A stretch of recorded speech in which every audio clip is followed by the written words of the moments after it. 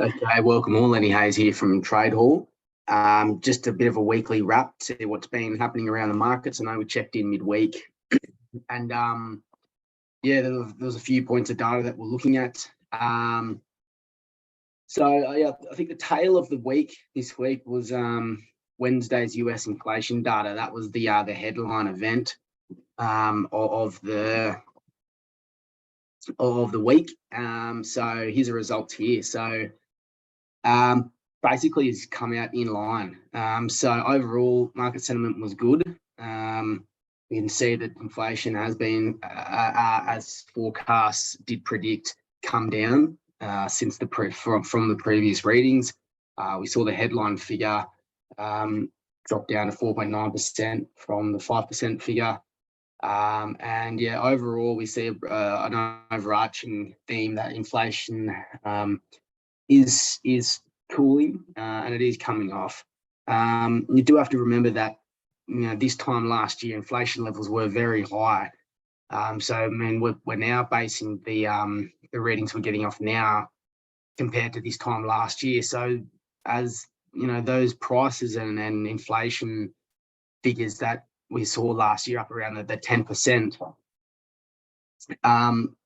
they've still continued to rise a further 5 since then. So we're looking at still in the last 2 years, that's a pretty hefty increase in consumer prices around the US, and it's the same situation still around the world. So yeah, that's what we have there. So on the markets overall, we did see stocks rally off the back of that. We saw some of the regional banks, we saw them rebound quite a lot. There was a reported short squeeze in some of those positions in PacWest and some of those regional lenders. And yeah, so the market did sort of take a bit of a breath of fresh air there and rallied on that news. However, there's the ever-changing situation around the US debt ceiling. So what we've been following this week is that there's a bit of a standoff between the Republicans and Democrats, and Joe Biden in the middle of it. The US is reportedly going to run out of money theoretically, and its liabilities are going to outweigh its cash flow and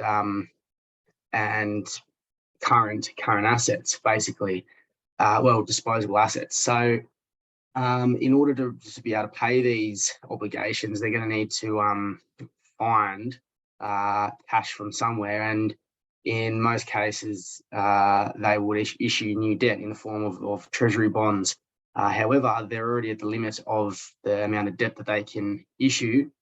So that's that part of that debt financing is no longer a viable option, and it really leaves them with no other choice. They rely on income off tax revenues and things like that. However, the cash flows don't line up with the obligations that they have due. So there really is no other way to do this than raise new capital and then issuing debt. So it's speculated that eventually there'll be an agreement, that there will be an agreement met in response to be able to raise the debt ceiling, and one of those caveats may be to reduce spending in other areas and compromise elsewhere. But if this drags on and continues to dwindle, continues to linger over the economy, we could see an increase in market jitters, and we may see some pretty catastrophic economic events. If the US was to default, it would cause economic oblivion. It would be chaos on the markets, which I believe will be able to be avoided. But the longer this drags on, the more unstable the markets can get. So look around FX on Friday. You saw that currencies were down again. New Zealand dollar, key one, down over one big figure off the back of some results, some inflation expectations. Very high interest rates over there at the moment. And it's speculated that the central bank there may have overcooked it and so yeah, look, the Kiwi come off quite a bit. Aussie dollar did lag as well, down 50 points. And yeah, on a whole, it was a really just a strong US dollar session heading into the weekend.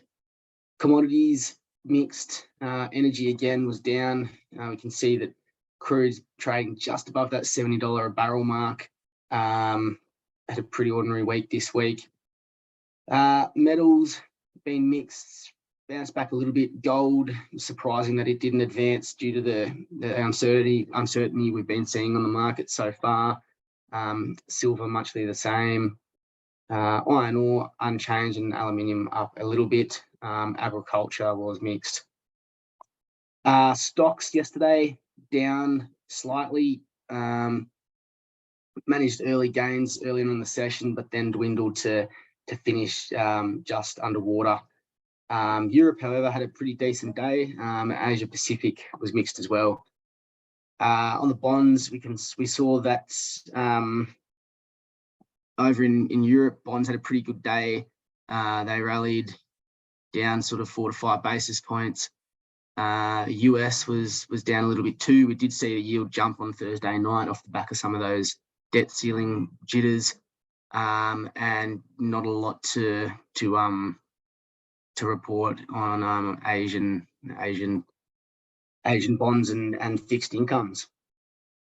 So yeah, that's sort of this week. We'll look across to what's happening later on. So we've got the we'll update this. So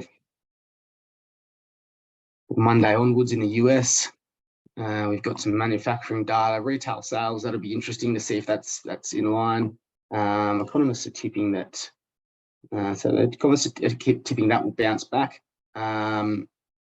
Do remember that that number there was down from the month prior to post I think the Black Friday sales and things. So let's see if that bounces back.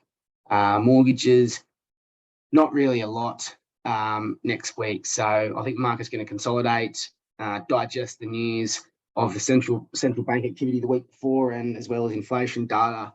And hopefully, yeah, we'll see sort of a new rebalancing and forging, some newly found direction. Okay, thanks guys. Thanks for tuning in. We'll touch base again later on.